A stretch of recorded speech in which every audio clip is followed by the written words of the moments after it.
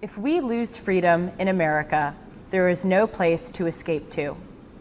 This is the last stand on Earth. President Ronald Reagan. Last spring break, I went on a trip with 100 other Harvard undergraduates to Israel.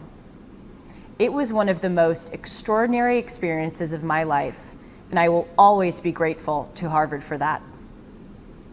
I recall the trip with awe and joy, but a certain moment rattled me.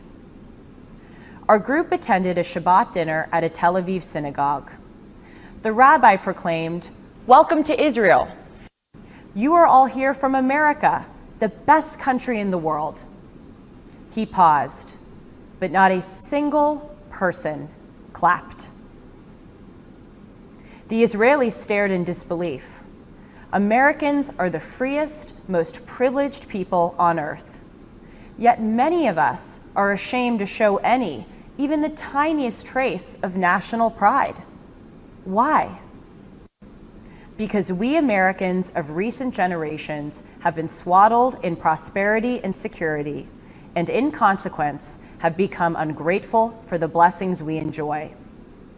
It requires vigorous athletic imagination for most of us to consider the basic brutal realities that much of the world experiences daily. Even worse, we have consumed a cultural diet that reduces America to its ugliest moments and dismisses its noble ideals and accomplishments as jingoism. This nation saved the world from global catastrophe 3 times in the 20th century. This nation has grown to treat racial, ethnic, and religious minorities with equality and respect compared to other places and times on earth. This is the nation where people are not constrained by their gender, religion, or class, but can work to achieve a better life. In this nation, we can criticize our government, secure in the knowledge that we will rise the next morning and our country will still respect our rights. We view these things to be our birthright, our permanent and guaranteed condition, but they are not. They exist only because past generations have sacrificed to secure and maintain them. And to our discredit, we have used these blessings not to strengthen our country, but to tear it down. We members of this university and we Americans have shirked our responsibility as the most privileged cohort on earth. We have remained cringingly silent in the face of corrosive ideas, woke culture, that has corrupted our institutions and severed the bonds that hold our country together. The New York Times won a Pulitzer Prize for reporting that the sole purpose of the American Revolution was to preserve slavery. And we remain silent. The Oregon Department of Education asserts that showing your work and finding the right answer in math is white supremacist.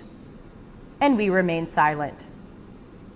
The American Medical Association has stated that the U.S. should remove gender from birth certificates. And we remain silent. Howard Zinn, the author of the most widely read history text in American public schools, said that America has done, quote, more bad than good. And we remain silent.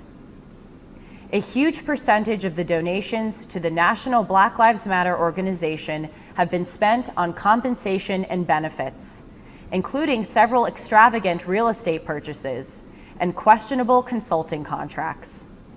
And we remain silent. On this campus, we often hear how oppressive America is. Just outside of this church, there was a sign for Israeli Apartheid Week of an upside-down, faded American flag with painted bullet holes in it.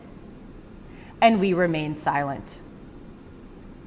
We must not lie to ourselves or to one another by denying that a large reason that we remain silent is that we see personal and professional advantages in doing so. We are ashamed to be American, The shame should be on us. The people who excoriate religion live in a society where their freedoms are based on teachings in the Bible. Many who say that the nuclear family is antiquated grew up in two-parent households. Those who condemn the police as oppressive still summon them when they are in danger. And too many use their right to free speech to advocate suspending it for all who disagree with them. What a litany of dishonesty. We are using our privilege to undermine the very system that has given us that privilege. America, despite its failings, is the last great stand on earth. We must speak up against this now, or our civilization will face a somber reckoning.